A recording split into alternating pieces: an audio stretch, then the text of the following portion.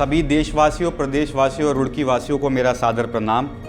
जैसा कि आप सबको मालूम है कि 1 अगस्त को माननीय सर्वोच्च न्यायालय ने जाति आरक्षण के संदर्भ में एक ऑर्डर पास किया है, जिसको लेकर काफ़ी भ्रम की सिचुएशन है। कई लोगों को समझ में नहीं आ रहा है, कई लोगों को लग रहा है कि शायद आरक्षण छिनने वाला है। सबसे पहले आपको जो माननीय न्यायालय का आदेश है उसको गहराई में समझने की ज़रूरत है, तभी आप किसी निष्कर्ष पे पहुंच सकते हैं।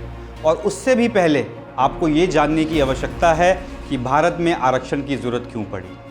आपको ये बताना है कि आज़ादी से पहले जब भारत में वर्ण व्यवस्था थी, तब हरिजन, जिन्हें आज की तारीख में हम अनुसूचित जाति, जनजाति या अन्य पिछड़े वर्ग की श्रेणी में रखते हैं, इन सब की हालत बहुत दयनीय थी और उनका समाज में जगह जगह तिरस्कार हो रहा था। छुआछूत की बीमारी पूरे भारत में फैली हुई थी, उनका हर जगह तिरस्कार हो रहा था, ना ही उन्हें शिक्षा का अवसर मिल रहा था। उन्नति तो छोड़िए, वे अपना जीवन यापन भी ढंग से नहीं कर पा रहे थे। लोग उनको अपने घरों तक एंट्री नहीं दे रहे थे। इससे ज़्यादा अनह्यूमैनिटी की और क्या बात होगी। इस सब मुद्दों को नजर रखते हुए बाबा साहेब भीमराव अम्बेडकर जी को आरक्षण संविधान में लाने की महत्व लगा और वह आरक्षण को संविधान में जगह दे पाए। आरक्षण को संविधान में जगह देने का पीछे सबसे बड़ा रीज़न सामान्य न्याय और देश हित है। अब बात करते हैं माननीय सर्वोच्च न्यायालय के आदेश की, जिसमें मुख्य 3 बिंदु हैं। प्रथम बिंदु, अनुसूचित जाति जिनको वर्तमान में 15% आरक्षण मिला हुआ है, उनका उपवर्गीकरण करना पिछड़ेपन के आधार पर। दूसरा बिंदु, अनुसूचित जाति से क्रीमी लेयर को बाहर करना ताकि क्रीमी लेयर को आरक्षण ना मिल पाए, जैसा कि ऑलरेडी अन्य पिछड़े वर्ग ओबीसी के केस में लागू है। तीसरा बिंदु, यदि एक परिवार से एक पीढ़ी को आरक्षण मिल चुका है तो उस परिवार को आगे आरक्षण ना मिले। इन तीनों बिंदुओं को मैं डिटेल में आगे आपको समझाऊंगा, लेकिन आपको सचेत रहना है। लोग आपको भ्रमित कर रहे हैं, इन बिंदुओं से कहीं ना कहीं आप सभी को फ़ायदा होगा, लेकिन कुछ नेता जिनकी दुकानें आपके दम पे चल रही हैं, आपको भ्रमित करेंगे। कई नेताओं ने तो आगामी 21 अगस्त को भारत बंद का आह्वान भी कर दिया है, लेकिन आप कृपया भ्रमित ना होइए, इन सब से दूर रहिए और इसके डिटेल में जाइए और इसको ढंग से समझिए। इस वीडियो के माध्यम से मेरा केवल यही दायित्व है कि मैं आपको इन बिंदुओं को विस्तार से समझा सकूं। अब बात करते हैं पहले बिंदु की, जिसमें उपवर्गीकरण की बात करी गई है। उपवर्गीकरण, न्यायालय ने ऐसे नहीं कहा है कि आप किसी भी आधार पर उपवर्गीकरण कर दो। उपवर्गीकरण कहा गया है एम्पिरिकल डेटा, यानी प्रयोग सिद्ध डेटा के आधार पर एवं ऐतिहासिक तथ्यों के अध्ययन के बाद ही आप उपवर्गीकरण करेंगे।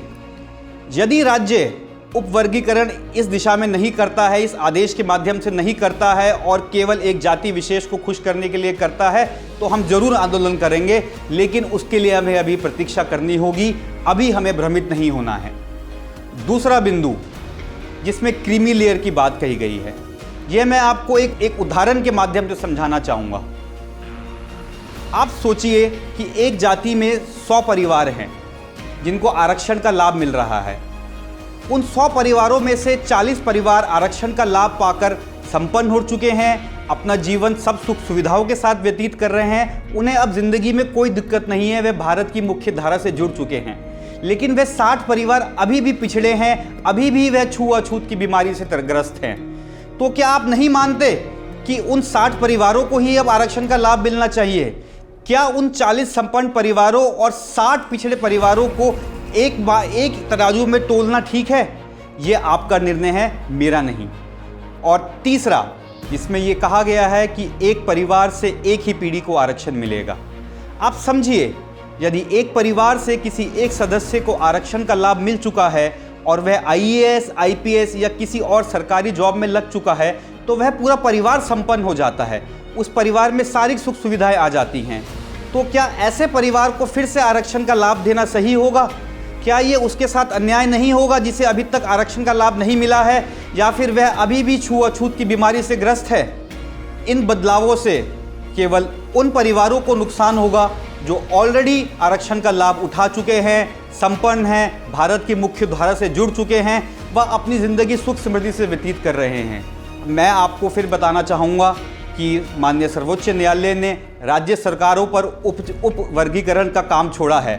मैं मानता हूं कुछ राज्य सरकारें इसमें खेल करेंगी, किसी जाति विशेष को खुश करने के लिए उप वर्गीकरण सही तरीके से नहीं करेंगी। उस समय आप और हम सब मिलकर एक बड़ा आंदोलन करेंगे।